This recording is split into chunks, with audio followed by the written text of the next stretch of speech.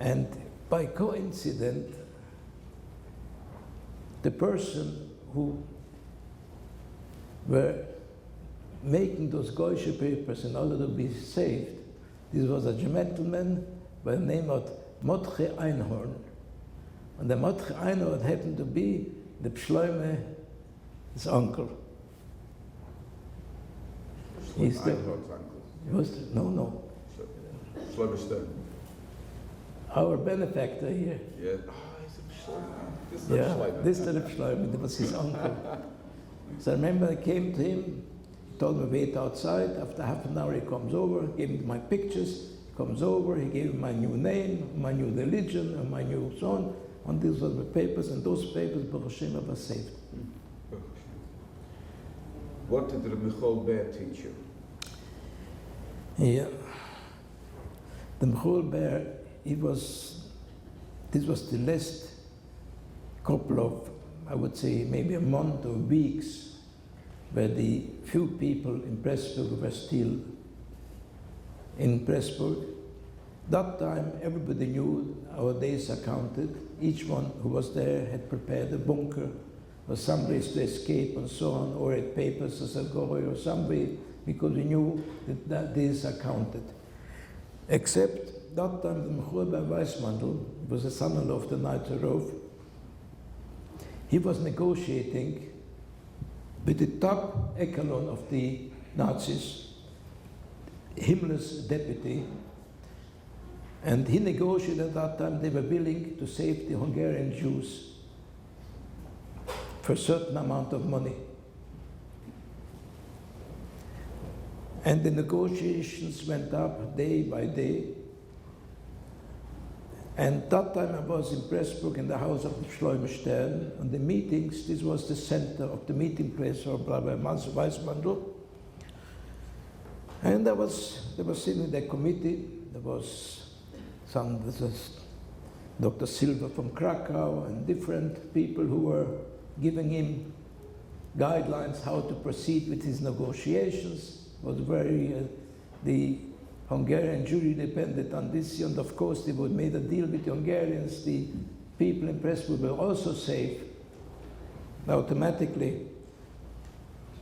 And they were negotiating, and they're supposed to deliver their demands, the money.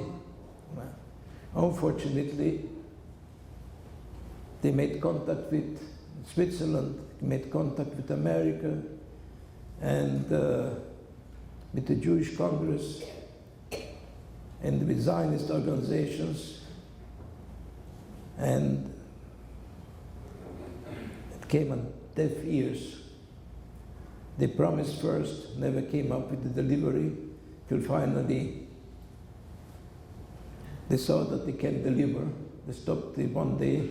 They just kept him there, Rabbi Weissmandl, and put him straight into the camp to send him to Auschwitz.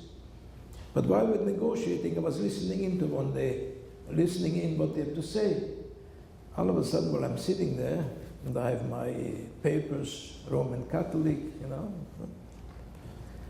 and the Mohel Weissmandl looks at me and looks at my shirt. And all of a sudden, he gets up, he says, "What? A goy in a telescope?"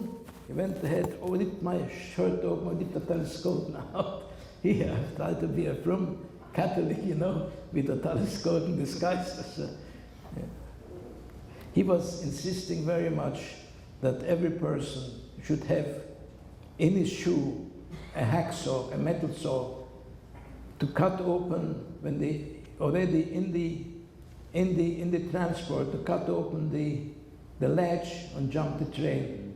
And not only that, he trained us how to jump. And a running train which goes a certain speed, there's a way of jumping that without getting killed. So there's a certain method which he taught us how to do that. Let's skip forward to when you joined the partisans. Can we have the next 3 slides, please? We'll skip that one. This one. This was your partisan commander. Yes. Now, let me ask you a few short questions in order to bring out the key points. The partisans were roughnecks, they were hooligans, they were thugs.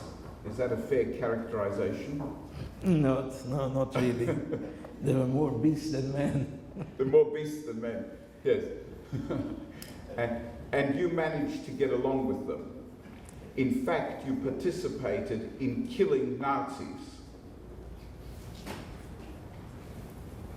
Yeah, you had no choice. It was your job. What went through your mind when you were involved in those actions that resulted in Nazis being killed?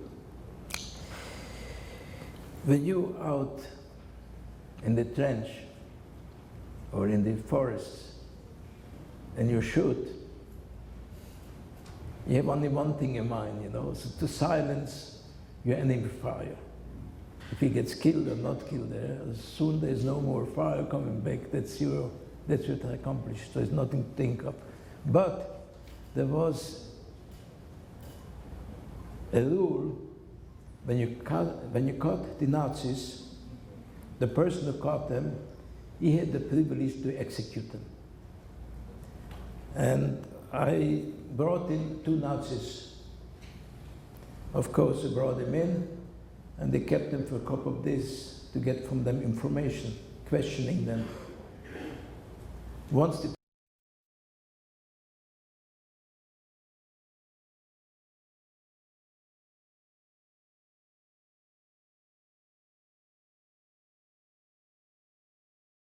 bullets are made for soldiers. There was Nazis, they are beasts, and there's 2 honorable who were dead to shoot them.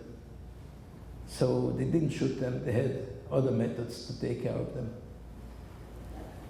Anyway, it came to the execution of those 2 Nazis. They were tied to the tree. And here I see myself, Obersturmführer, SS captain. So I said, that mighty hero, he killed thousands and thousands of innocent people, including my mother, my sisters, and my fathers. And here, all of a sudden, that big hero is begging, let me live, I have wife and children, let me live, I'm not a Nazi, I'm good. And he's begging there. So I said, you miserable beast, you big hero, that's your heroism, now you're begging like a... Anyway, when it came to the execution, I had my friend with me, and we carried long knives in the boot beside the guns. This was customary. So I told my companion, I'll give you the cover, I'll give you the honor, you do it. He never thanked me for it. As a partisan, you lived in caves, you lived in the forests, and yet you managed to keep kashrus. Yeah, Baruch Hashem, I managed when I came to the partisans, the whole company was in a bunker. And when it came attacks and so on, then they came out and were fighting the Nazis. Or there were special missions where they had to go. I volunteered to go to a group which were they called the patrol. They went out, the scouts. Their job is from morning to make a tour around the forest, around the villages, to make sure that we're not getting surprise attacks. So we were scouting the villages every day. It was approximately maybe 15 miles. And this was the most dangerous job, because if the Nazis came to attack, we were the first ones who made contact with them. And our job was to notify headquarters that we're being attacked. We had certain signals, there was no radio, so we had bullets which were colored bullets. And with each day we had a different type of signal to notify headquarters. They should know what's going on. By doing that job that I went to every day, a couple of villages, I had in one village a woman where I bought myself a big aluminum pot, must have been 5 gallon, and she cooked for me in that pot 1 week potato soup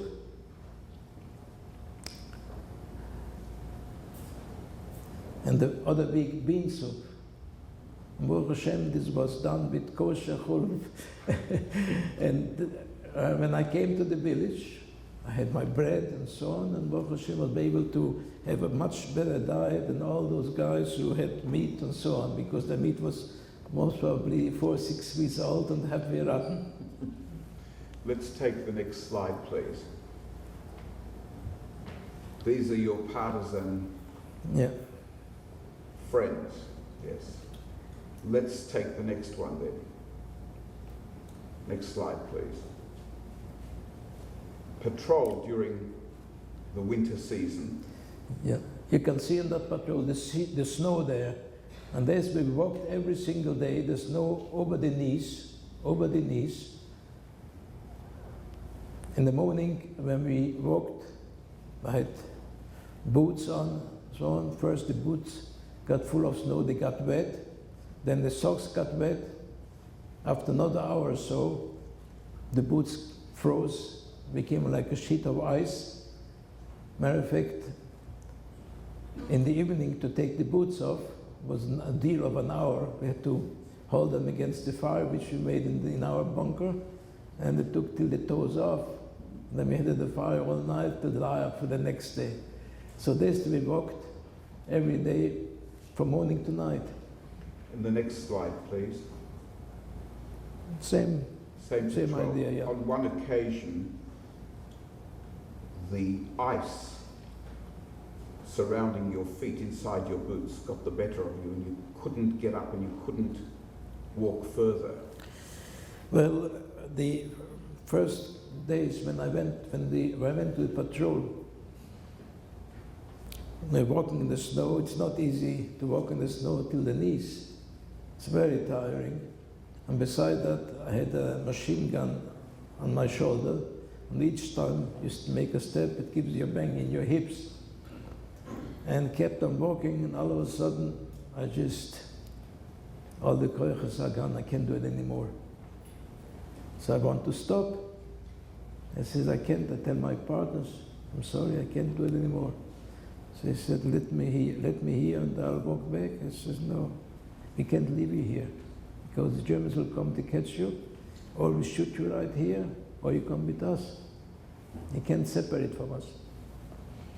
So he gave me a little bit of a drink which made out of alcohol, out of wood, and I don't know what the sawdust. And he gave me to drink that, and this gave me a shock. And Baruch Hashem, I continued. Had you not been able to, what would he have done? They would have shot me. They wouldn't let me down. Yeah. On the spot. One more photo of the partisans. This is an ambush for Nazi officers along the lines of some that you described in your book. Let's fast forward to the end of the war. You were reunited with your father, and in the war you actually saved your father's life, quite literally. Can you give us a brief account of how you did that?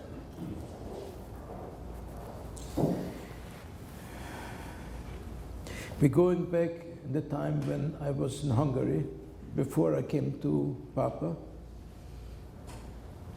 I was in Budapest, and I explained to you I had nowhere to sleep. It was my worst possible time during the whole war. My mother escaped also. My father escaped to Hungary. He had papers. He spoke the language, so he was able to function. My mother also escaped. Unfortunately, they got caught on the border, and she was put in with my 2 brothers and sisters. One was 4 or 5 years old, a little girl. The other were young children.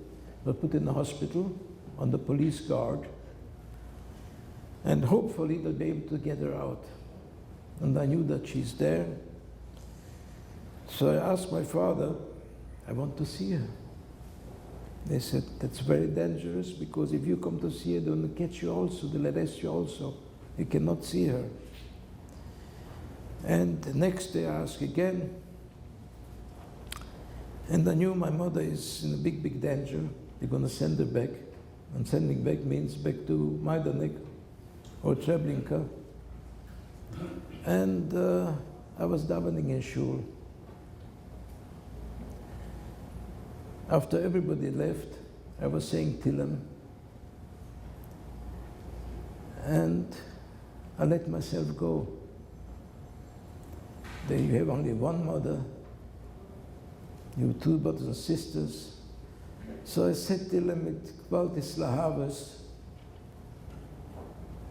And most probably emotionally I broke down. And I said, should help her. And I let myself go with the assumption that I'm the only one in shul and there's nobody here. And all of a sudden, one man, all of a sudden a person gets up behind the blemmer. He was sitting down there, which I didn't notice, and comes out and looks at me and walks out. I was very embarrassed because most probably I let myself emotionally go, which I wouldn't have done in presence of anyone else. A couple of days later came circus. So my father said, it's very dangerous to go eat in a restaurant because they made raids. Just corner, they catch you. But it's come circus, at least one meal he wants to eat in the sukkah. So it was Shabbos, was circus, first the circus was Shabbos night. So he said, we're going to go now prepay in the restaurant, be able to eat in the sukkah tonight. On the way down to the restaurant, just quite a distance, so I told my father, I would like to see my mother, please let me go to the hospital to see her. He stopped and he looked at me. You can't see her anymore, she's taken away. They took her away yesterday. I couldn't have an emotional outbreak, I could not afford, because on the street people see you and be suspicious, and they could catch you, they could arrest you. So I had to choke on my tears, and we kept on going to that restaurant. We come into the restaurant, we open the door, there's a hallway. On both sides of the hallways, there are Nazi police standing, plainclothes men. And so my father came in, questioned, show me your papers, where are you? 10 people questioning at the same time to confuse him. In the meantime, they didn't bother me. I was a child, so I went into the restaurant, and I was hiding under a table. There was a long table close to the floor. I was hiding underneath the table where people were dining. From there I was watching what's going to happen. I see the questioning him again, back and forth. And all of a sudden they send him in the restaurant to a corner where a few other people standing there. On the way they watched by the police. So I saw there's a big trouble. Let's see what's going to happen. All of a sudden, the restaurant empties out. Now they take those people on the corner, and they are marching him on the street, guards on both sides, and they take him away.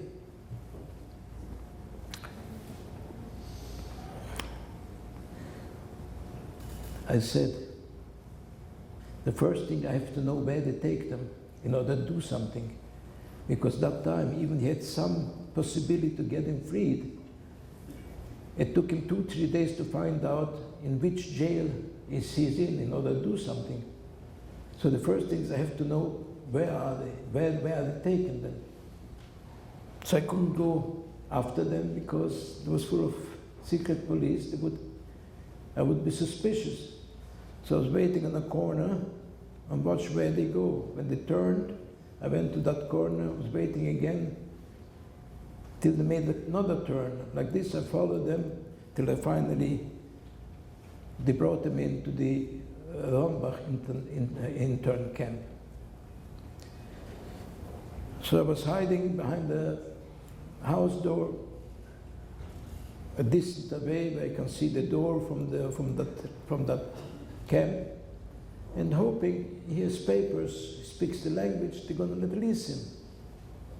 Waiting there an hour, nothing happens, the door opens up.